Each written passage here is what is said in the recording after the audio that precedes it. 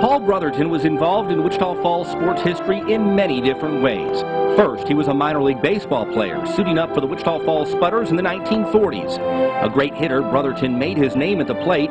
He was top 10 in the league in batting average in 1947 and led the league in hits in 1948. He led the Spudders to the Big State League championship game that year, but low wages in minor league ball weren't enough to sustain a living.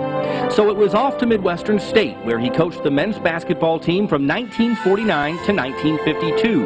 His teams winning over 60% of their games. He then opened Brotherton and White Sporting Goods, which he owned and operated until 1963. And then it was back to the courts to coach. This time, the tennis courts. First at Barwise, and then at Rider High School. The Raiders winning 3 state titles under his watch. Brotherton then shifted to coaching golf at Rider from 1974 to 1976 before finishing his coaching career back on the tennis courts at McNeil Junior High. Paul Brotherton is in the Texas Tennis Coaches Hall of Fame, and today he becomes a member of the Nexstar Sports Hall of Fame. Accepting on behalf of Paul Brotherton, his son, Bob Brotherton.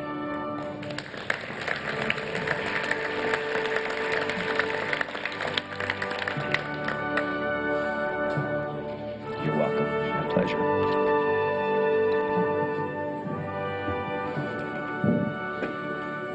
Thank you so much, Tobin. On behalf of my family, I want to thank you and Nexstar and all involved with the selection process and with the banquet process for this great honor. You know, sports surrounded my father's life. He was from Charleston, Arkansas, and played, I'm sure, every sport there, as did most young men at that time in small school USA. He wound up being a 2-sport letterman at LSU, played on the first conference championship basketball team at LSU, and then continued after college with baseball, as Tobin has mentioned. He signed a minor league contract with the Cleveland Indians after he graduated from LSU with the help of his brother, who was a minor league scout for Cleveland.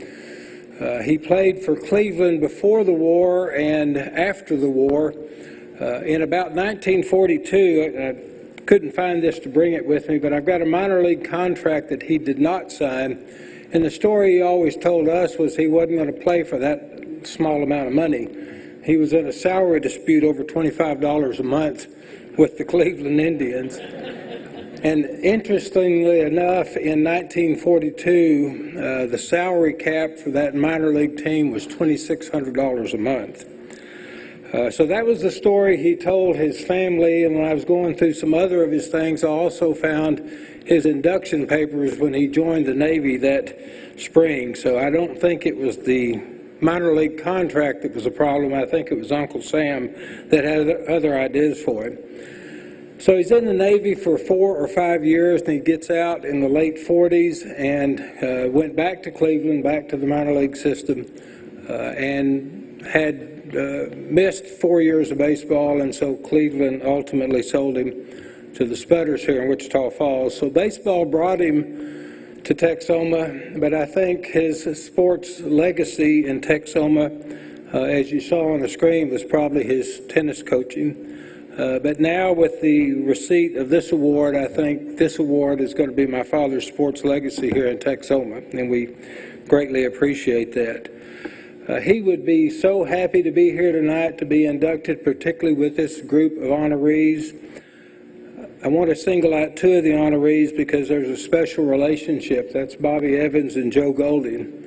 Bobby played basketball for my dad at Midwestern and then was his business partner in Brotherton and White until my dad left to begin coaching. The opportunity to coach was given to him by Joe Golding, and so he would be tickled to death to be here with Bobby and Coach Joe and to be an award winner here tonight. So again, on behalf of my family, we want to thank you so much for this honor. Thank you.